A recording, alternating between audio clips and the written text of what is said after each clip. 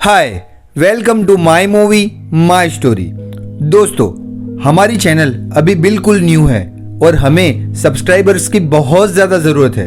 तो अगर आपने हमारी चैनल को सब्सक्राइब नहीं किया है तो प्लीज़ हमें सब्सक्राइब कर लीजिए। आई होप कि आपने अभी सब्सक्राइब कर लिया होगा। Thank you. आज हम बात करने वाले हैं रॉन्ग टर्न 4 के बारे में। रॉन्ग टर्न 4 में इन आदमखोरों को बच्चा बताया गया है, पर बचपन में भी ये आदमखोर कम खतरनाक नहीं थे।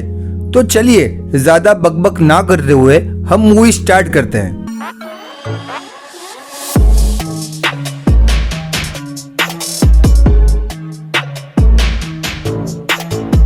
मूवी की स्टार्टिंग में हमें 1974 का वेस्ट वर्जीनिया का एक पागल खाना बताया जाता है।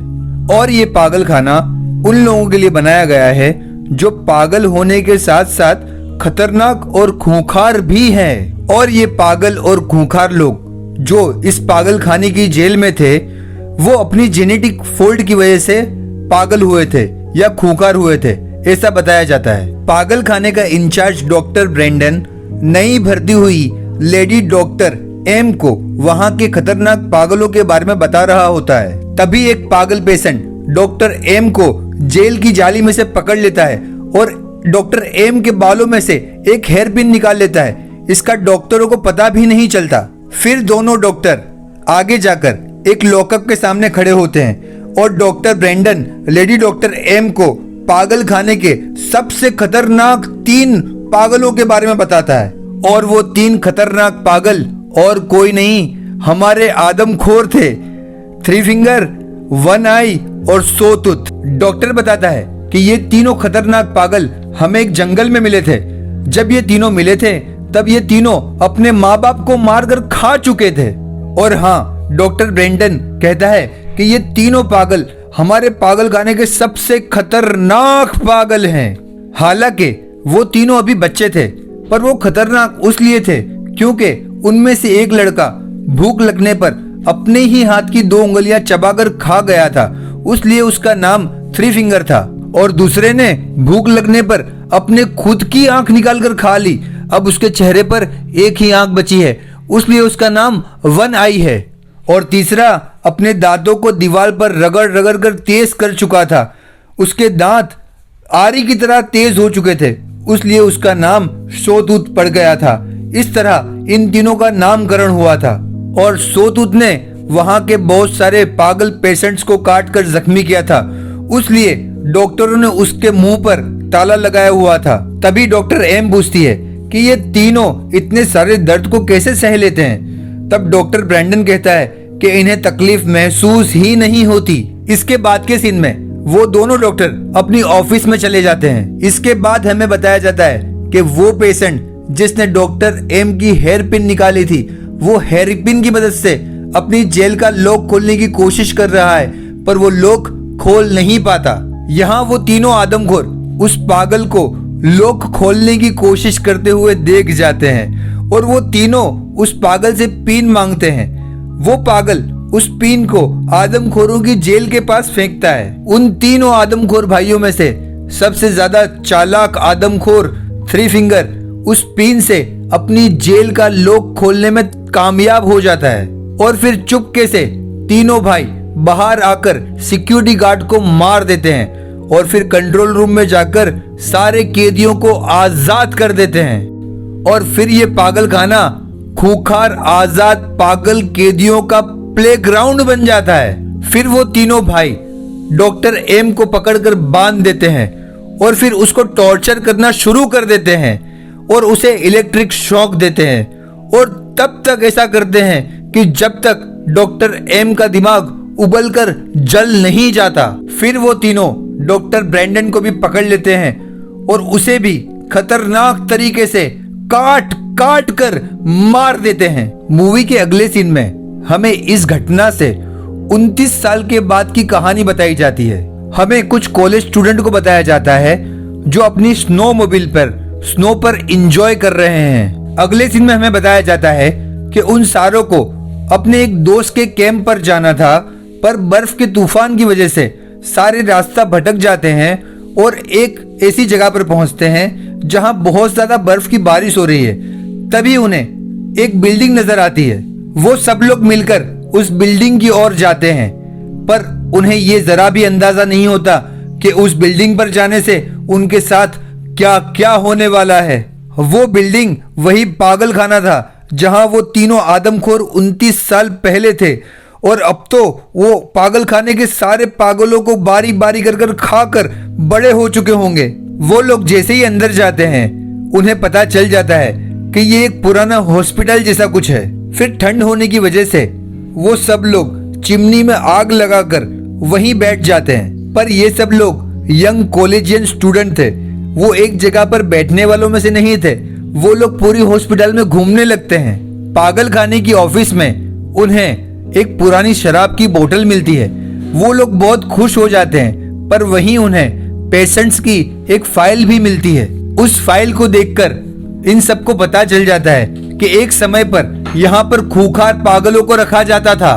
दूसरी जगह पर हमें ये बताया जाता है कि वो आदमखोर अब बड़े हो चुके हैं और किसी आदमी का शिकार कर उसकी लाश को लेकर वो लोग पागल खाने पहुंचते हैं। दूसरी जगह हमें बताया जाता है कि वो स्टूडेंट पागल खाने में जनरेटर ढूंढ लेते हैं। विंसेंट नाम का लड़का जनरेटर ऑन करके वापस आ रहा होता है, तभी पीछे से वन आई उसे देख रहा होता है। अब हॉस्पिटल में लाइट ऑन हो चुकी है और वो लोग पार्टी मनाने लगते हैं, पर इन्हें ये पता नहीं होता कि वो तीनों आदमखोर इन पर नजर रखे हुए हैं। पार्टी करते करते वो सब लोग एक कमरे में पहुंचते हैं जहां उन्हें एक फिल्म की रील मिलती है। डेनियल नाम का लड़का उस रील को प्रोजेक्टर में डालकर प्ले करता है। उस फिल्म में दिखाया जाता है कि उन तीनों भाइयों पर सबसे ज्यादा खतरनाक टेस्ट किए जा रहे थे।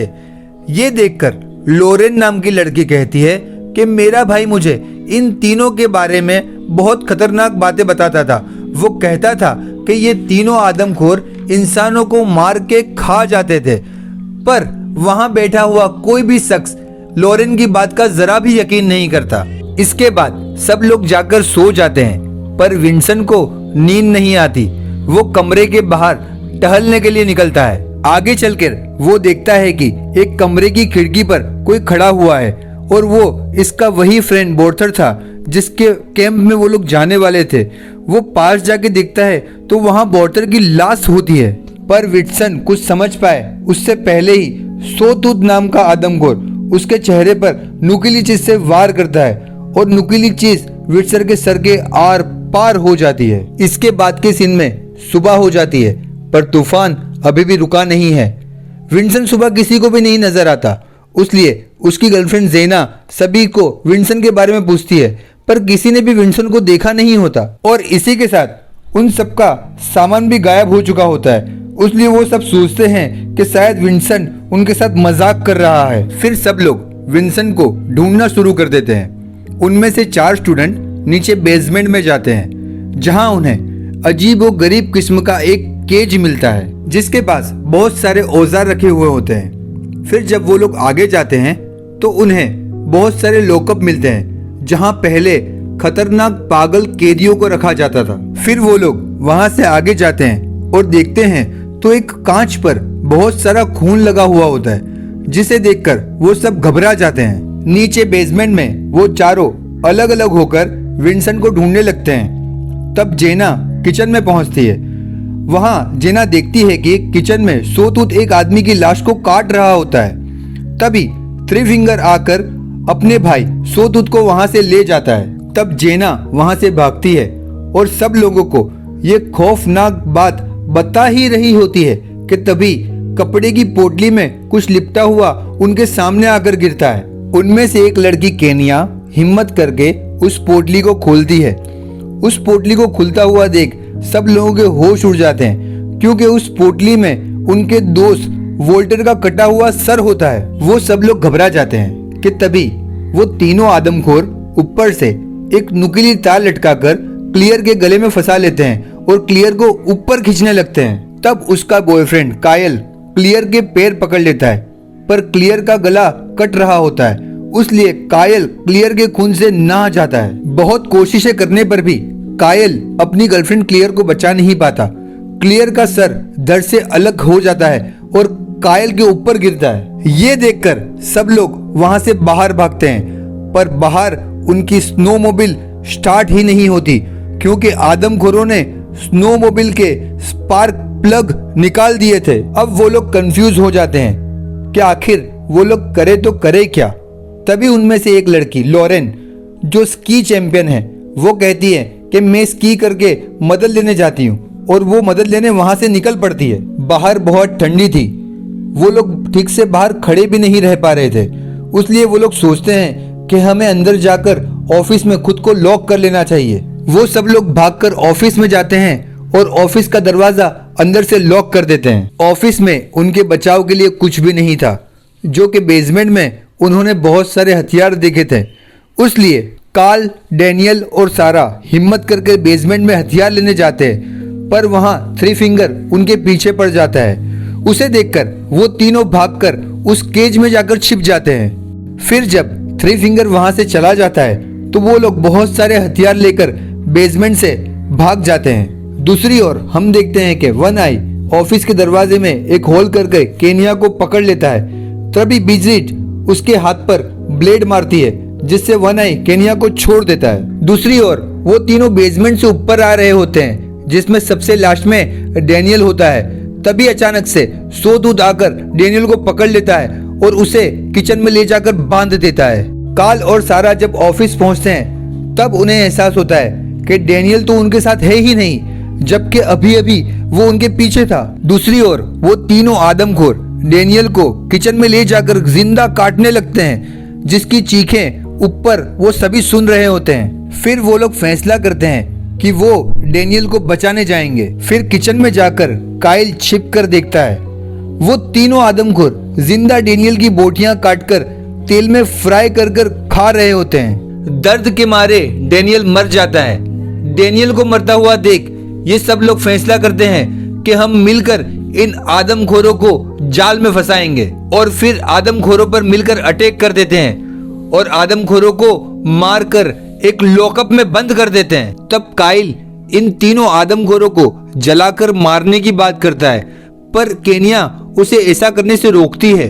केनिया कहती है हम अगर इन्हें जिंदा जलाकर मार दें तो इनमें और हम में क्या फर्क रह जाएगा। वो सब लोग बहुत थक चुके थे, इसलिए वो लड़कियां काइल को आदमखोरों की लॉकअप के सामने पहरा देने के लिए बिठाती है, और वो सब लोग जाकर ऑफिस में जाकर सो जाती है। और बदकिस्मती से वो तीनों आदमखोर उसी लॉकअप में थे जिस लॉकअप में वो बचपन में भी रह चुके थे।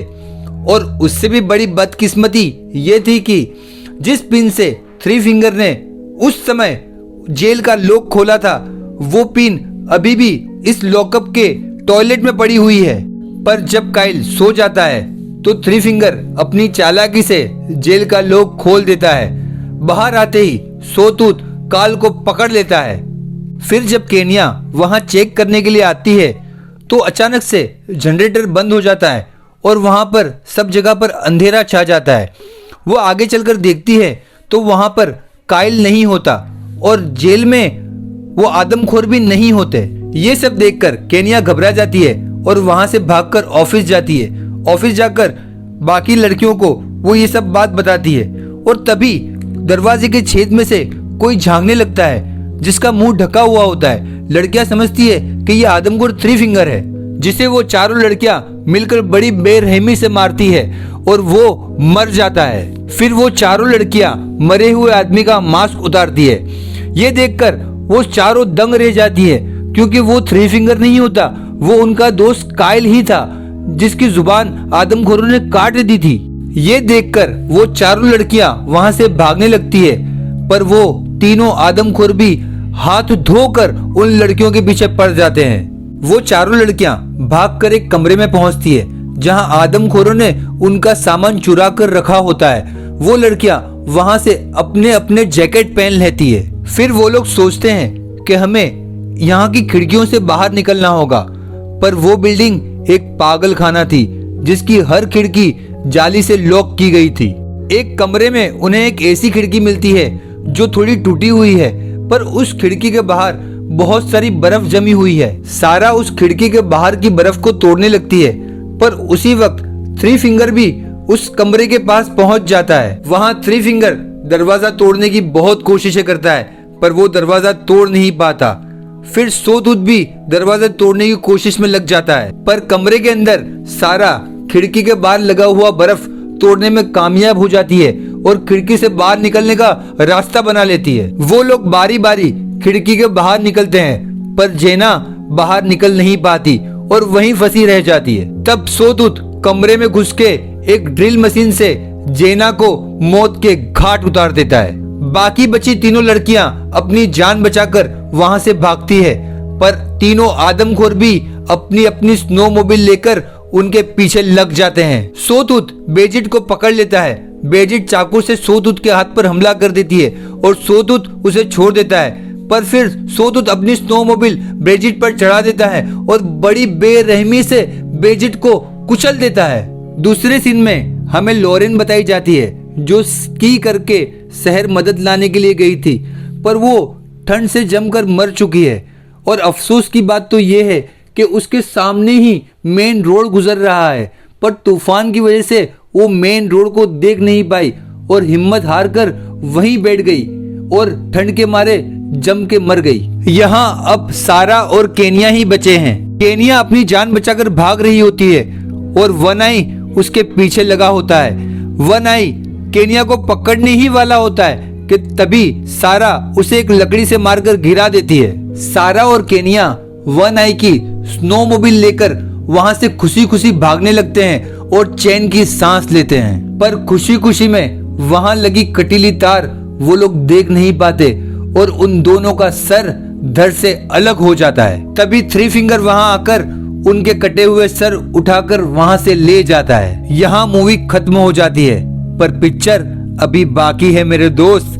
आज हमने रोंगडन 4 को समझा है, अभी रोंगडन 5 और 6 बाकी है। हम जल्दी ही हमारे चैनल पे रोंगडन 5 और 6 अपडेट करने वाले हैं। और दोस्तों, हमारे चैनल को सब्सक्राइब करना मत भूलना, प्लीज प्लीज प्लीज सब्सक्राइब करना।